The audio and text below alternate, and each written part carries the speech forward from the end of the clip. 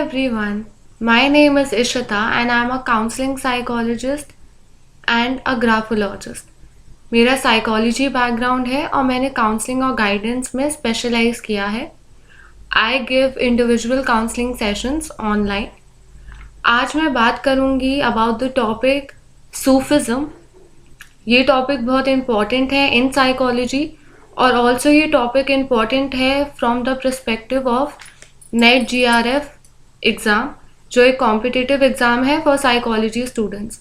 I am preparing for that exam, तो उसमें ये टॉपिक बहुत इम्पॉर्टेंट है. तो हमें सूफिज़म का मतलब अच्छे से पता होना चाहिए कि उसका रियल मीनिंग क्या है अकॉर्डिंग टू साइकोलॉजी, और हम सूफिज़म को कैसे अपने रियल लाइफ में अप्लाई कर सकते हैं एंड उसकी वजह से we can be happy and हमें जॉय फील होता है अपनी लाइफ में. तो हमें कभी भी डिफ्रेंशिएट नहीं करना चाहिए बिटवीन हिंदूज एंड मुसलमान, क्योंकि ये भी एक रिलीजन है और इन रिलीजन का एक ही टीचिंग होता है. इनका जो मेन मैसेज है उस मैसेज का हमें मतलब समझना चाहिए. और ये लोग जो इनका मैसेज होता है रिलीजन का, it promotes unity and harmony with in the human beings. तो हमें इस चीज़ को लेके ना डिफ्रेंसिएशन करना चाहिए, ना ज़्यादा भेदभाव करना चाहिए. तो मैं आपको थ्योरी पॉइंट ऑफ व्यू से बताऊंगी कि इसका रियल मीनिंग क्या है और इसका थ्योरी क्या है. So let's start. सूफिज़म एक रिलीजन है. इस्लाम में रिलीजन फॉलो करा जाता है and it is based on इस्लाम.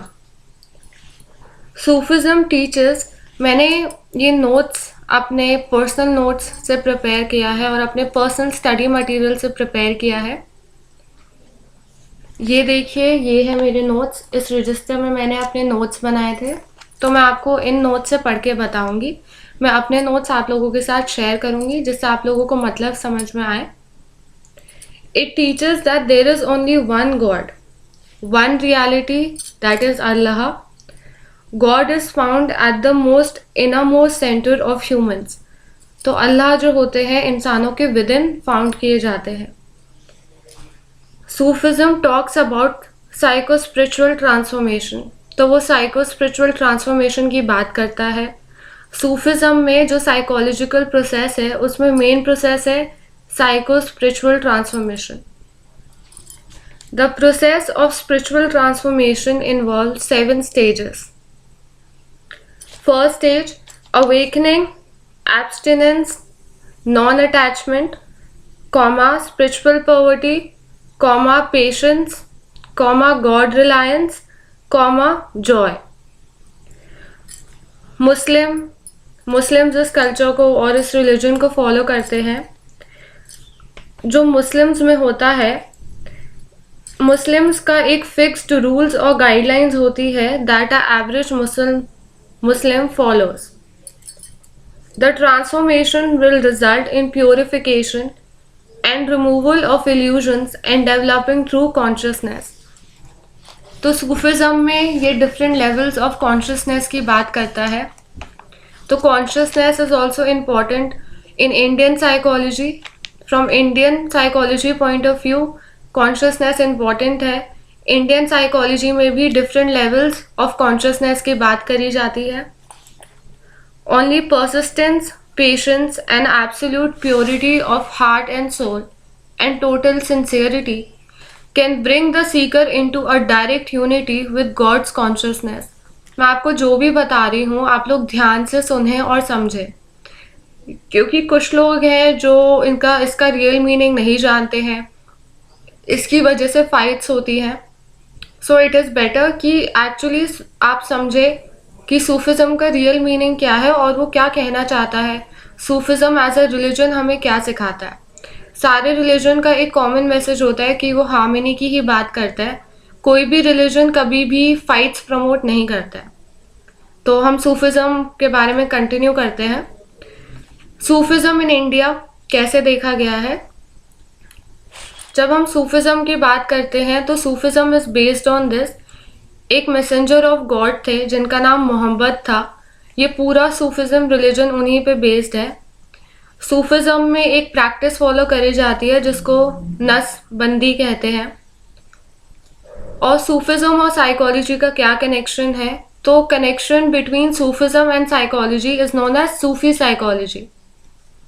तो सूफी साइकोलॉजी में self knowledge and self acceptance is important. Having the psychological insight into our emotions, and that insight help us to purify our emotional attachments.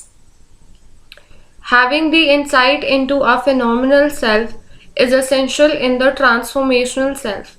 ये मैंने जितने भी notes बनाए हैं बहुत ही simple language में बनाए हैं। सूफिज्म की लैंग्वेज थोड़ी कॉम्प्लेक्स है जिससे आप लोगों को आसानी से समझ आ सके कि सूफिज्म का क्या मतलब है। सूफिज्म में ये मेन 3 कंपोनेंट्स की बात करी गई है, self, heart and soul. Self का क्या मतलब है? It is the agency of will in humans and it is the product of biopsychosocial development. Full stop. The self is divided into various levels. तो सेल्फ को भी various levels में divide किया गया है। पहला है मिनरल इनऑर्गेनिक सेल्फ, नेक्स्ट है वेजिटेबल और द ऑर्गेनिक सेल्फ, नेक्स्ट है एनिमल सेल्फ, नेक्स्ट है पर्सनल सेल्फ, नेक्स्ट है रिग्रेटफुल सेल्फ और नेक्स्ट है इंस्पायर्ड सेल्फ, नेक्स्ट है सिक्योर और सर्टेन सेल्फ। तो ये जितने भी सेल्फ है और हार्ट है और सोल है, ये तीनों चीज़ें आपस में करस्पॉन्डेंस में काम करती हैं। तो ये अलग अलग कंपोनेंट्स नहीं है, ये तीनों कंपोनेंट्स साथ में मिलके एक हार्मोनी प्रमोट करते हैं और एक दूसरे के साथ काम करते हैं। If the person is able to acquire the wisdom of open heart, the person is capable of self love, self compassion. These qualities is important for self knowledge. अगर आप लोगों को कुछ नहीं समझ आए बीच में तो आप लोग मेरा वीडियो पॉज कर सकते हैं और दोबारा ध्यान से सुन सकते हैं। मैं इंग्लिश में ही बात करूंगी मेजरली। नेक्स्ट कंपोनेंट है इसका हार्ट। अब उसने हार्ट में भी कई कंपोनेंट्स हैं उसके, और हार्ट को भी कई टाइप्स में डिवाइड किया गया है। पहला है फिजिकल हार्ट। फिजिकल हार्ट वो होता है that circulates and purify the blood in our physical body.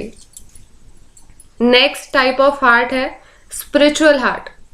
Spiritual heart में हमारे पॉजिटिव एनर्जी भी होती है और नेगेटिव एनर्जी भी होती है। तो negative energy sometimes it can darken our consciousness. Next है ओपन हार्ट। ओपन हार्ट जो है हमारा, इस ओपन हार्ट में पोटेंशियल होता है to love and forgive other people. फिर आता है हमारा next inner most heart. Inner most heart एक ऐसा है जो जहाँ पे डीप लेवल ऑफ कॉन्शियसनेस होती है। When the self and the heart are acting as one cooperating agent, the desire to know the God arises. The desire to know the Allah arises. Next component है soul. Soul का मतलब है human soul, उसको रूह भी कहते हैं।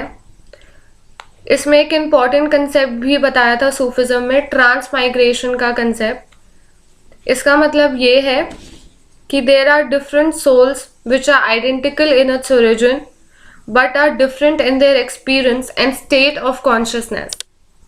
The travelling of soul through these different level of consciousness is known as transmigration.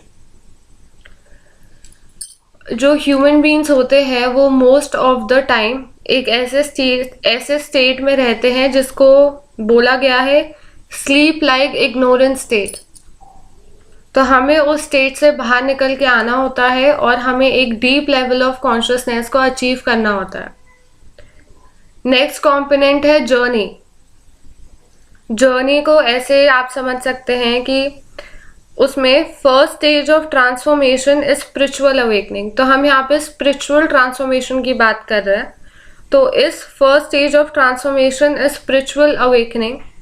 The person can feel the regret as a emotion as a result of this new consciousness. Next stage है आपका जो second stage है, the person avoids all the forms of inferior impulses and tendencies. तो इस stage में जो person है वो सारे जितने भी इंफीरियर इम्पल्सेस और टेंडेंसीज है वो उनको अवॉइड करते हैं। आपका थर्ड स्टेज है where the person heart is purified. Fourth stage है जिसको पेशेंस बोला गया है। The person wait sincerely for that divine grace. Person बहुत ही सिंसियरली और पेशेंस के साथ वेट करता है for the divine's grace to happen. Next stage है आपका fifth stage which is God reliance. The person is dependent upon the God.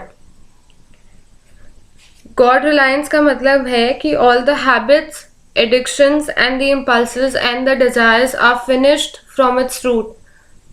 तो जितने भी हमारे इम्पल्सेस, डिजायर्स, एडिक्शन और गलत हैबिट्स है वो सारी चीज़ें जड़ से ख़त्म हो गई होती है जब हम इस स्टेज में होते हैं। नेक्स्ट स्टेज है sixth stage. The person starts to experience the cosmic self. तो पर्सन को अपना कॉस्मिक सेल्फ दिखने लगता है एंड द यूनिवर्सल कॉन्शियसनेस आकर side by side of the divine grace. तो पर्सन को इस स्टेज में एक कॉस्मिक सेल्फ एक्सपीरियंस होता है and the person starts to experience the universal consciousness side by side. तो ये दोनों चीज़ें उसको एक्सपीरियंस होती है और या फिर डिवाइन ग्रेस के थ्रू उनको ये कॉस्मिक सेल्फ का एक्सपीरियंस होता है और यूनिवर्सल कॉन्शियसनेस के एक्सपीरियंस होता है। सेवेंथ स्टेज जो लास्ट स्टेज भी है, the person is filled with joy and satisfaction in their life. The person has no doubts. तो पर्सन की लाइफ जो है जॉय और सेटिस्फैक्शन से फिल हो गई होती है। पर्सन को कोई भी डाउट्स नहीं रहते अपने लाइफ में। उनको ना कोई सेल्फ डाउट रहता है और ना अपने लाइफ में और भी किसी टाइप का डाउट रहता है। तो ओवरऑल जो सूफी प्रैक्टिस है, Sufi practice is mastered under the guidance of a teacher. तो सूफी प्रैक्टिस हम तभी अच्छे से मास्टर कर सकते हैं under a guidance of a teacher. तो इसमें भी एक गाइडेंस ऑफ अ टीचर की रिक्वायरमेंट होती है। The practices include chanting, movement, meditation, exercises. तो सूफी प्रैक्टिसेस में ये सारी प्रैक्टिसेस हैं। चैंटिंग है, मूवमेंट प्रैक्टिस है, मेडिटेशन एक्सरसाइजेस है। एट द एंड जब ये पूरी पर्सन 7 स्टेजेस को क्रॉस कर लेते हैं और पूरा फाइनल स्टेज ऑफ ट्रांसफॉर्मेशन ख़त्म कर लेते हैं, then in the end the person's free will is replaced by the divine will. तो जो पर्सन की फ्री विल है जो इन स्टेजेस में थी, अब वो फ्री विल एक डिवाइन ग्रेस से रिप्लेस हो गई होती है। So that's it. ये थे मेरे नोट्स और ये था basic meaning of Sufism. Sufism का मीनिंग काफ़ी अच्छा है, पॉजिटिव है अगर आप उसको साइकोलॉजी पॉइंट ऑफ व्यू से देखें। सो आई होप कि आप लोगों को ये वीडियो समझ में आई होगी। अगर आप लोगों को ये वीडियो अच्छी लगी है देन आप मेरे चैनल को शेयर और सब्सक्राइब कर सकते हैं। एंड अगर आप लोगों को जानना है कि आप सूफिज्म की थ्योरी को अपनी डेली लाइफ में कैसे अप्लाई करें, अपने लाइफ को अच्छा और कैसे बनाएं, और अगर आपको एक्चुअली एक स्पिरिचुअल ट्रांसफॉर्मेशन अचीव करना है देन आप मुझसे इंडिविजुअल काउंसलिंग सेशंस ले सकते हैं। मैं अपने इंडिविजुअल काउंसलिंग सेशंस की डिटेल्स अपने डिस्क्रिप्शन में डाल दूंगी। मेरा इंडिविजुअल काउंसलिंग सेशन की जो फीस है दैट इज़ अफोर्डेबल रेट्स में है। Everybody can afford and they can take counselling. It is only 250 rupees per session. So आप लोग जल्दी से मुझे कॉन्टैक्ट कर सकते हैं। That's it for this video. आपको मैं मिलती हूँ नेक्स्ट वीडियो में। बाय।